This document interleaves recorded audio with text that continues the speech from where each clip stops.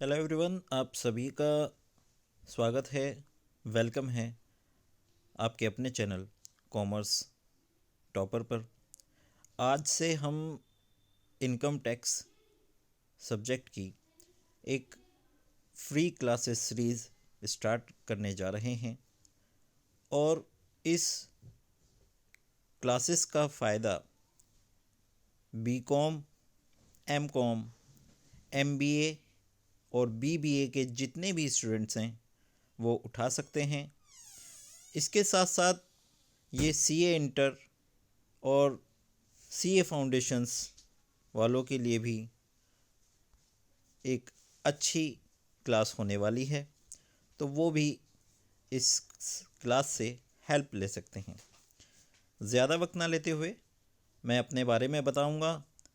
मेरा नाम राशिद खालिद है और मैं अभी डीएन कॉलेज मेरठ कॉमर्स विभाग में कार्यरत हूँ और आपके लिए ये सीरीज मैं ही जो है लेकर आया हूँ और आपको इस सीरीज में मेरे द्वारा ही इनकम टैक्स पढ़ाया जाएगा। ये सीरीज बिल्कुल फ्री ऑफ कॉस्ट है। इसमें किसी भी प्रकार का कोई पैसा आपसे नहीं लिया जाएगा। बस आप इस चीज़ का ध्यान रखें कि जो भी आपको इसमें कंसेप्ट बताए जाएं, आप उन्हें ध्यान से नोट डाउन करें और अगर कोई डाउट है तो आप हमें कमेंट द्वारा भी हमसे संपर्क कर सकते हैं। आज का हमारा पहला जो टॉपिक है वो रेजिडेंट और नॉन रेजिडेंट यानी कि रेजिडेंशियल स्टेटस किस तरह से हम पता कर सकते हैं अपने किसी भी एसएससी का। तो ये पहला चैप्टर आज हम करने वाले हैं, रेजिडेंशियल स्टेटस। जैसा कि आप स्क्रीन पर देख रहे हैं कि एक एसएससी है और वो डाउटफुल है कि वो रेजिडेंट है या नॉन रेजिडेंट। तो किस तरह से हम उसका रेजिडेंशियल स्टेटस निकालेंगे और क्या रूल्स एंड रेगुलेशंस हैं, क्या सेक्शंस हैं, इसके बारे में आइए इस वीडियो में हम चर्चा करेंगे। सबसे पहले हम बात करेंगे रेजिडेंशियल स्टेटस में कुछ चेंजेस हुए हैं। पहले रेजिडेंशियल स्टेटस में बेसिक कंडीशन और एडिशनल कंडीशंस के आधार पर ही हम रेजिडेंशियल स्टेटस के बारे में बताते थे, पर अब कुछ चेंजेस हुए हैं जिनके बारे में यहाँ ये आपकी स्क्रीन पर जो एक फ्लो चार्ट बना हुआ है इसमें ये शो कर रखा है। सबसे पहले आप जब किसी का रेजिडेंशियल स्टेटस निकालें तो सबसे पहले आप ये देखें कि उस व्यक्ति का इंडिया में जो स्टे है वो 182 दिन 182 डेज़ मिनिमम होना चाहिए। अगर उसका 182 दिन उसका स्टेटस बनता है या उससे ज़्यादा बनता है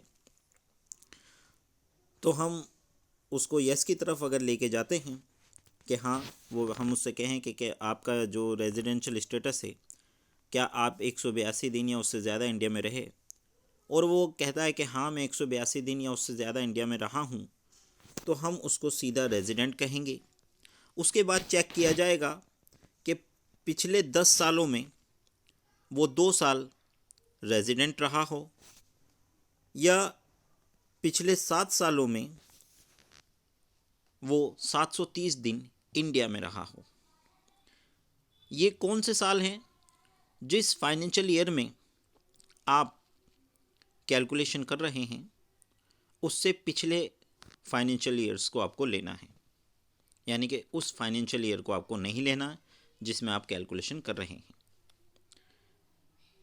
तो अगर ये एडिशनल दोनों कंडीशन भी वो पूरी कर देता है तो हम उसको कहेंगे ऑर्डिनरी रेजिडेंट। अब बात आती है कि अगर हम वो व्यक्ति शुरू में ही ये कहे कि नहीं, मैं 182 दिन नहीं कर पाया हूँ या उससे कम ही मेरे हो पाए हैं इंडिया में, तो हम देखेंगे कि क्या उसकी इनकम 15 लाख या उससे ज़्यादा है। ये 15 लाख उसकी टोटल इनकम नहीं होगी, उसकी केवल भारतीय आय को ही देखा जाएगा कि क्या उसकी भारतीय आय 15 लाख या उससे ज़्यादा है। अगर उसकी भारतीय आय 15 लाख या उससे ज़्यादा है तो उस कंडीशन में उससे पूछा जाएगा कि अगर उसकी 15 लाख या उससे ज़्यादा आय आएगी तो उसको हम कहेंगे ओनली इंडियन सिटीजन। और इंडियन सिटीजन के बाद हम क्या चेक करेंगे? हम चेक करेंगे कि वो व्यक्ति किसी देश में टैक्स दे रहा है या नहीं दे रहा है। अगर वो व्यक्ति किसी अन्य देश में टैक्स नहीं दे रहा हो तो भी उसको भारत में हम रेजिडेंट मानेंगे, पर वो नॉट ऑर्डिनरी रेजिडेंट होगा, यानी कि सामान्य नागरिक नहीं होगा। हाँ, वो एक नागरिक माना जाएगा। इसके बाद अगर वो व्यक्ति कहे कि नहीं, मेरी 15 लाख आय नहीं आ रही है, तो फिर हम देखेंगे सेक्शन 6(1). सेक्शन 6(1) कहता है कि अगर कोई व्यक्ति 182 दिन से कम भारत में रहे और उसकी आय भी 15 लाख ना हो, तो फिर हम उसकी कंडीशन लगेगी कि उसको फाइनेंशियल ईयर में तो 60 दिन या उससे ज़्यादा रहना पड़ेगा इंडिया में। उसके साथ साथ उससे पिछले 4 सालों में 365 दिन भी मिनिमम रहना अनिवार्य है। अगर ये दोनों कंडीशन वो पूरी कर देता है तो उसकी बेसिक कंडीशन पूरी हो जाती है। और उसके बाद हम देखेंगे उसकी एडिशनल कंडीशन कि वो 120 दिन, अगर उसकी एडिशनल कंडीशन ये वाली होंगी कि 10 साल में वो 2 साल भारत का नागरिक रहा हो और 7 सालों में 730 दिन इंडिया में रहा हो। अगर वो एडिशनल दोनों कंडीशन भी कर देता है तो वो ऑर्डिनरी रेजिडेंट कहलाएगा, वरना वो कहलाएगा नॉट ऑर्डिनरी रेजिडेंट। अब हम बात करेंगे कि अगर जिस व्यक्ति की 15 लाख या उससे ज़्यादा इनकम आई है तो उससे पूछा जाएगा कि क्या वो 120 दिन इंडिया में रहा है या उससे ज़्यादा। अगर वो 120 दिन या उससे ज़्यादा इंडिया में रहा है और पिछले 4 सालों में 365 दिन, वो पिछले 4 प्रीवियस ईयर में 365 दिन वो इंडिया में रहा हो, ये कंडीशन भी वो पूरी कर रहा हो, तो हम उसको कहेंगे रेजिडेंट, नॉट ऑर्डिनरी रेजिडेंट। और अगर वो कहे कि नहीं, मैं ये कंडीशन पूरी नहीं कर पा रहा हूँ, तो हम उसको नॉन रेजिडेंट NRI कहेंगे। तो ये रेजिडेंशियल स्टेटस की कुछ जो है कंडीशंस थी जो मैंने आपको बताई हैं। चेंजेस इसमें ये हुआ है कि 182 दिन की समय सीमा को 120 दिन किया गया है केवल उन व्यक्तियों के लिए जिनकी आय 15 लाख या उससे ज़्यादा हो। मैं उम्मीद करता हूँ कि जो आपको बताया है वो आप तक आपके समझ में आया होगा। एक बार इस पे फिर हम निगाह जो है लगा लेते हैं कि इंडियन सिटीजन वो होगा जिसने 182 दिन इंडिया में रहा हो, और अगर वो 182 दिन नहीं रहा है तो उसको 60 दिन प्लस 365 दिन की कंडीशन पूरी करनी पड़ेगी। और अगर वो व्यक्ति 15 लाख से ज़्यादा उसकी इनकम है तो उसके लिए जो समय सीमा दी गई है वो 120 दिन की समय सीमा दी गई है। 120 दिन उसको रहना अनिवार्य है। वहाँ पर उस कंडीशन में 182 दिन को हम नहीं देखेंगे, हम 120 दिन देखेंगे, पर 15 लाख से ज़्यादा उसकी इनकम होनी अनिवार्य है।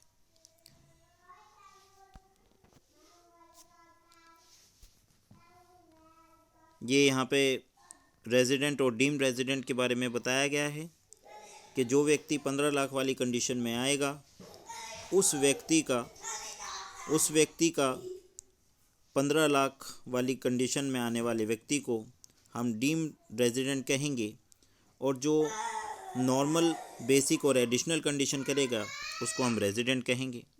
ये थी हमारी आज की वीडियो। उम्मीद करता हूँ कि आपको रेजिडेंशियल स्टेटस की वीडियो अच्छी लगी होगी। जल्द ही हम आपको इसकी दूसरा पार्ट भी हम देंगे। ये रेजिडेंशियल स्टेटस का पहला पार्ट था।